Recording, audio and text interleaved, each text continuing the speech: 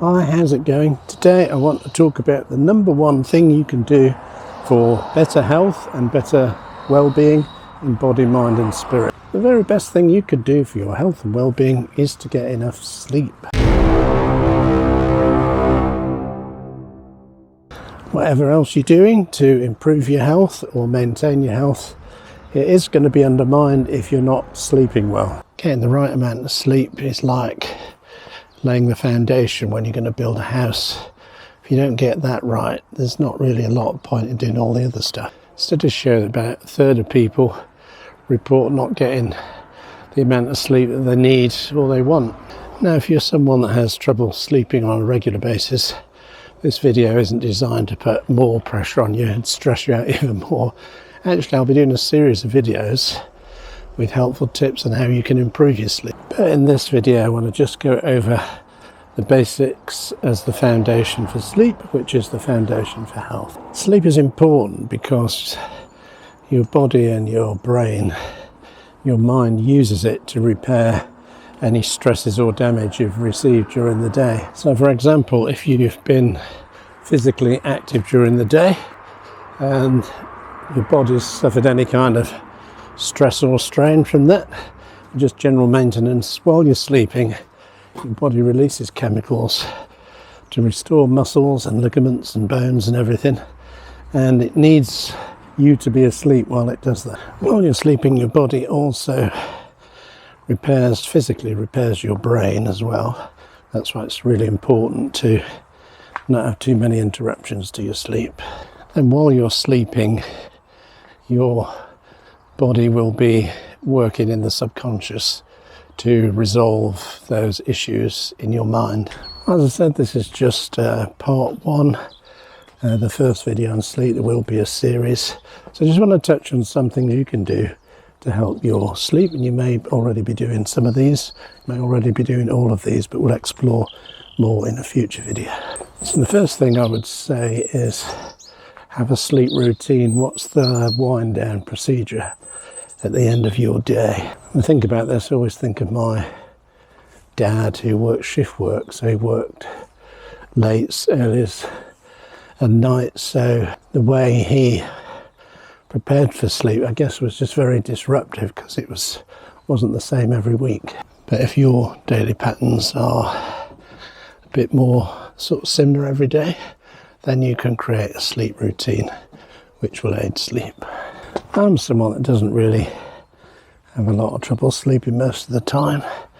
Obviously we all have nights when sleep doesn't come, and that can be very frustrating, especially if we're tired. But if you are having difficulty on a regular basis getting off to sleep, here's a couple of things you might want to try. So food has a huge impact on our mind and indeed on our sleep.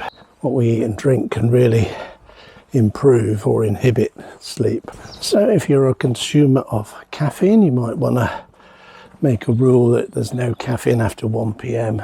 Personally, I quit caffeine a long time ago, probably about 8 years ago now, but that's a whole other video. If you're still a coffee drinker or consume caffeine, and just stop that in the morning or reduce your caffeine intake. Likewise, alcohol, although a lot of people use it thinking that helps them get off to sleep, it actually inhibits deep sleep, and it can be one of the things that's waking you up in the middle of the night. Another reason why I not only quitted caffeine 8 years ago, but also quit alcohol more than 5 years ago. And everything's just a lot calmer without those two things in your system. But again, that's another video and a whole different issue. But you may want to either reduce or stop drinking a few hours before bedtime. The other thing worth doing is look at where it is you're sleeping. What's your sleeping environment like? Is the bedroom a peaceful place? Is it very cluttered? Do you have a TV in the bedroom? You really want to get rid of all those distractions really and make the room that you sleep in as calm as possible. That's why we don't have a TV in the bedroom. Sometimes you think it'd be nice to lie in bed and watch a film, but overall it's just better not to have screens in the bedroom. And talking of screens, the blue light that emits from phones and iPads and all that kind of stuff, that disturbs your sleep when your mind is beginning to release a chemical that prepares you for sleep. The blue light from screens inhibits that chemical, and that can stop you sleeping as well. The other thing that's worth looking at is that historically sleep's kind of been in two sections anyway. So if you're waking up in the middle of the night, you might just be between the two. Watched one of these history programs recently. Yes, so back in the day, and you know, when they had these old halls, this was one of them. It may have been, may not have been, but everyone used to sleep in the same room, and I think they had what they call the big sleep, and then the second sleep, something like that.